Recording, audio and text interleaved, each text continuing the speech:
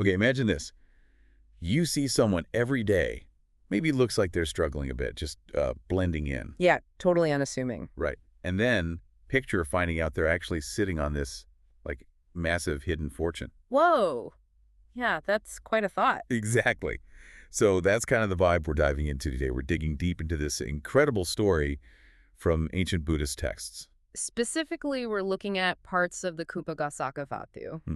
And it's more than just an old story, isn't it? Oh, absolutely. It's packed with drama, twists you don't see coming, and some really profound ideas about life, Yeah. wealth, humility. It feels almost like a blueprint, in a way, for understanding how life can just throw things at you. Surprising curveballs, definitely. So our mission here for this deep dive is to really unpack the key moments in Kumbhaghosaka's life. Get inside the heads of the characters, figure out their motivations. And crucially, pull out those core insights for you, the listener, because honestly, it feels surprisingly relevant. It really does. Okay, so let's set the scene. It starts in Rajagaha, in the house of the city treasurer. Very wealthy household. Sounds idyllic, but then Then tragedy. A horrific plague breaks out. The text calls it a hivatakaroga. like a really aggressive pestilence. Exactly. Spreads like wildfire. Starts with the animals, then the servants. Oh, wow. And then, it reaches the treasurer and his wife, Kumbhaghosaka's parents. God, that's brutal, just wiping everyone out. It is, and you can just imagine the fear. So in their final moments... They talk to their son, Kumbhaghosaka. Yes, and their main concern is his survival. They tell him, you have to flee, get out of here. But there's more to it, right? It's not just run. No, not at all. They reveal this huge secret. They've hidden away an immense fortune. How much are we talking? 40 cores, which back then was like 400 million units of currency. Staggering. Unbelievable. And they tell him where it is. Exactly. They give him the location, tell him to survive, and then later come back for it, use it to live. Talk about pressure. Lose your parents, flee for your life, and remember where a giant treasure is hidden. It's immense. So terrified, he does what they say, he runs. Where does he go? He escapes into the mountains and just disappears. For how long? For 12 years. 12 years. Wow. Just living rough in the mountains? Apparently so.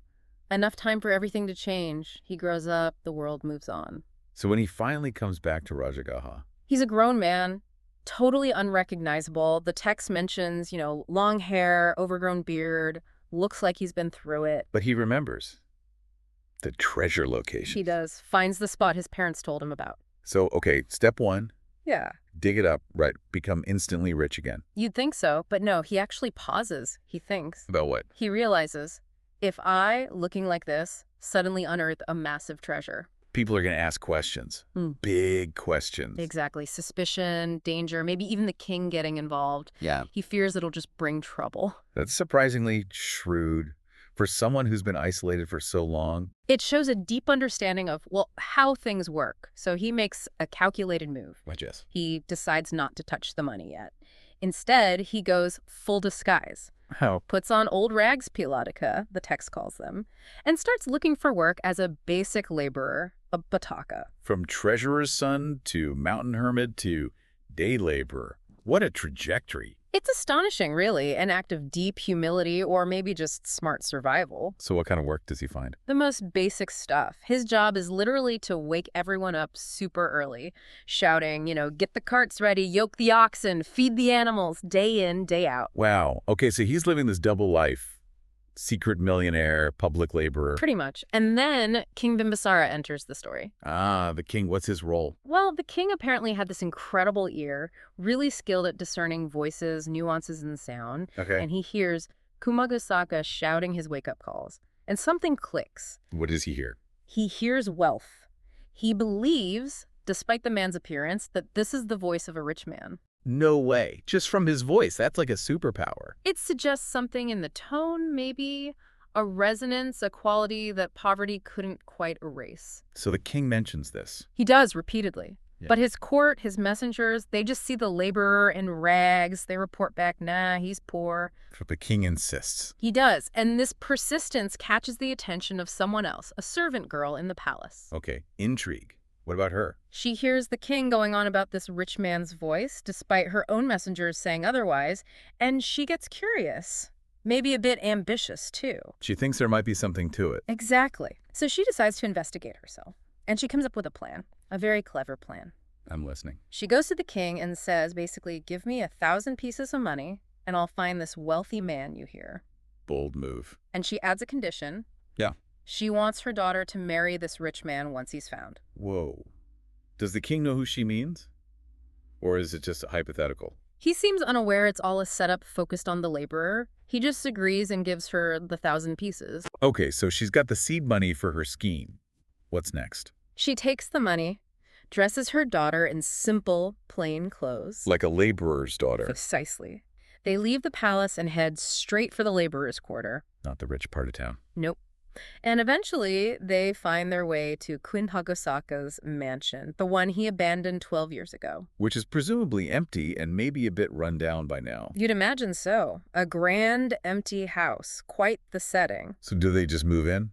Not quite. The servant girl starts by asking Kumbhaghosaka, who is presumably nearby, maybe sleeping rough or in a small part of it for lodging, just for a night, she says. Travelers in need. And he refuses. Uh-huh. Still trying to keep a low profile. Yeah, he turns her down. Repeatedly, apparently. But she is persistent. I bet. Keeps asking, insisting they'll leave first thing in the morning, playing on his sympathy, maybe? Does he eventually give in? He must, because then she moves to the next phase. Kindness. Or calculated kindness. How so? She offers to cook for him. The food angle. Yep. He refuses at first, probably used to fending for himself. But she insists. And he gives her money for it. He does. A few kahapanas, likely his meager laborer's wages. And does she buy simple food? Not a chance. She takes his small coins, adds her own resources from the king's 1,000, and buys the best ingredients. And cooks. Feasts fit for a king, dishes like they serve in the royal palace. Whoa! That must have been a shock for him. A huge shock. And the text says, it softens his heart, his mudusita. Maybe the taste of his old life, the unexpected generosity. It works. Food diplomacy. Clever. So his guard is down a bit. It seems so. And now she starts working on his sleeping arrangements. His bed. What about it? Over several days, she starts secretly damaging it, cutting the supports little by little. Seriously? Why? To make it collapse. And she blames it on kids playing nearby so he doesn't suspect her. That's methodical. And kind of mean. It's all part of the plan. And sure enough, one day he sits on the bed. And crash. Down he goes, gets injured in the fall. And she's right there, I assume. Ready to help, of course. And now, with his bed broken, she engineers a situation. Let me guess. He ends up having to sleep near her daughter. Exactly. The text mentions the daughter crying maybe out of embarrassment or fear. And the mother steps in. Yep. Sort of smooths it over, explains things in a way that basically results in them being considered married. It's very quick, very arranged by her. Wow. Just like that. Does it work? Surprisingly, yes. The text says they lived harmoniously together. He seems to accept this new reality. Maybe he was lonely after all those years. Could be. But the mother-in-law, she's not done yet. Her eyes are still on the bigger prize. The treasure.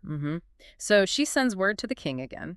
What now? She announces a big festival is going to be held in the laborer's quarter, and there's a fine if you don't participate or contribute.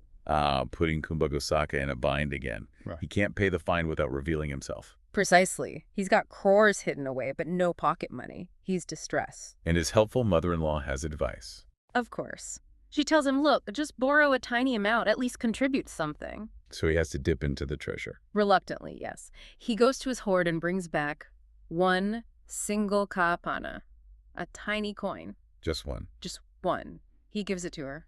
And what does she do? Send it to the king. Sends that single coin to the king, making it look like that's all her poor son-in-law could afford. While she uses her own money, probably more of the king's initial 1,000, to fund the entire festival herself. Brilliant. So she looks like the organizer. He looks like a pauper who chipped in a coin. Exactly. It reinforces the illusion perfectly. And this happens again. The king decrees another festival, another fine. And Kumbhaghosaka brings back even less money each time. Increasingly small amounts, yeah. Maybe trying to make a point, or just scraping the bottom of the barrel in his mind. While the mother-in-law throws lavish parties. The contrast must be huge. You'd think the king would notice eventually. And he does. This pattern, maybe his initial gut feeling, it all adds up. So he finally decides to act directly. Yes. He sends his guards. Not for a contribution this time, but for Kumbhaghosaka himself. Bring him to me. And Kumbhaghosaka must be terrified. Totally. He resists. Says the king doesn't know me. Why does he want me? But the bards don't care. Nope.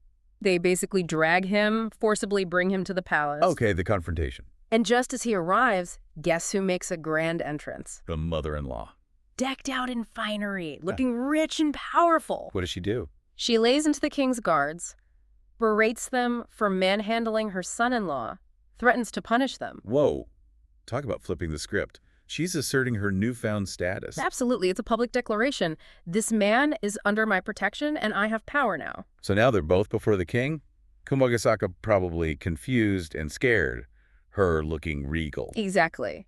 And the king looks at Kumbhaghosaka and accuses him, "You've been deceiving me, pretending to be poor." Does Kumbhaghosaka confess? Not yet. He denies it. Still insists he has no wealth. Maybe denial, maybe shock. So how does the king prove it? He pulls out the coins. The few tiny kapanas Kumbhaghosaka had sent for the festivals. Ah, the evidence. And Kumbhaghosaka sees them, recognizes them, and it finally hits him. He realizes she played him, Yeah. used his own money against him, in a way. The whole scheme becomes clear. He understands what his mother-in-law has done. So the jig is up. What does the king ask then? He asks the obvious question, why? Why live like a poor laborer when you had all this? And his answer? It's quite simple, quite poignant. He just says, I had no one to rely on. Wow, that hits hard. After losing his parents, the years alone, that fear must have been deep. It really explains his caution, his secrecy. But the king, he responds surprisingly well. How so? He basically says, well, you can rely on me. I'll offer you my support, my protection. It's huge. A direct offer from the king. And Kumbhaghosaka accepts. The fear seems to break. He agrees. Okay, so the truth is out. Now what? Now the king wants details. How much wealth are we actually talking about? And he tells him. 40 crores. Just lays it out there. The king must have been floored. Imagine. And then the king asks, what do you need? What do you desire right now? And after all that, what does he ask for? Carts. Just carts. To move the treasure, presumably. Exactly. It's practical, almost understated after everything. So the retrieval, does it happen publicly? Oh, yeah. The king orders tons of carts. They go to the hidden spot, unearth the 40 crores. That's been an incredible sight. And bring it all to the royal courtyard. He gathers all the city's residents. A massive crowd. Like a public unveiling. Totally. And the king asks the crowd, does anyone else in this city have wealth like this? And the answer is? A definite no. So what do the people think should happen? They say he should be honored, recognized. And the king agrees. Wholeheartedly. He officially reinstates Kumbhaghosaka to the position his father held, treasurer, with full honors. Wow. Full circle. And he formally gives him the servant girl's daughter in marriage. Acknowledging the whole situation, I guess. And the servant girl, who engineered it all, she gets her daughter married to the richest man in the city. She certainly played her cards right, didn't she? But story doesn't end there. Oh. What else? King Bimbisara is so struck by this whole affair, the wisdom, the humility, this strange discovery. He needs to process it. He decides to go see the Buddha, and he takes Kumbhaghosaka with him. Okay, bringing it to a spiritual level. Right. He tells the Buddha the entire story, praises Kumbhaghosaka for his wisdom, his lack of arrogance despite the wealth, how he lived humbly. And how weirdly he was found out. Yeah, the king expresses his amazement. I never knew such a wise person lived among us. And what does the Buddha say? This is the core teaching, right? It is. The Buddha essentially says that living righteously is what matters, whether you're rich or poor. That's true virtue. It's not about wealth. It's about your actions. Actions over circumstances. Exactly. And he gives this verse, this gatha, outlining the qualities of a virtuous person. Let's see.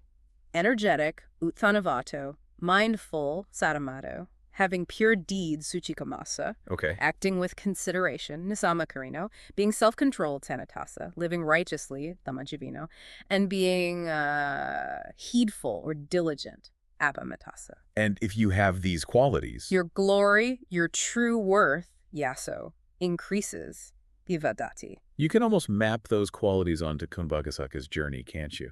The energy to flee, the mindfulness in his disguise, the consideration. Right. Even his eventual acceptance shows a kind of self-control and righteous living. It fits surprisingly well. And the text breaks down what each of those terms means. Yeah, it emphasizes effort, paying attention, being pure in what you do, Thinking before acting, self-discipline, ethics, diligence, the whole package. A powerful message about what really defines a good life. Absolutely. Independent of your bank balance. So what's the final outcome for Kumbhaghosaka, spiritually speaking? It's profound. After hearing the Buddha's discourse, Kumbhaghosaka and many others there attain Sotapadiphala, Which is, the first stage of enlightenment. Stream entry. A major step on the Buddhist path. wow. So the whole ordeal, the wealth, the poverty, the deception, it ultimately led him to a spiritual breakthrough. It seems the Buddha's teaching, contextualized by his incredible life experience, really resonated. Okay, so wrapping up this deep dive, what an incredible story. It really is. The twists of fate, the sheer resourcefulness of that servant girl is something else. And Kumbhaghosaka's journey from fear and hiding to, well, humility and eventual acceptance. And then, grounding it all, the Buddha's wisdom about righteous living. So for you listening, it really makes you think, doesn't it, about appearances versus reality? Definitely. And how character holds up or changes under pressure, whether it's hardship or, sudden abundance. What does it really mean to live virtuously? Is it about following rules or something deeper about how you handle what life throws at you? Maybe true wealth isn't the 40 cores in the courtyard. Maybe it's something internal. The character, the wisdom you gain navigating all these challenges. That's a thought to sit with, isn't it? How these themes play out in our own lives, maybe in less dramatic ways. Something to reflect on.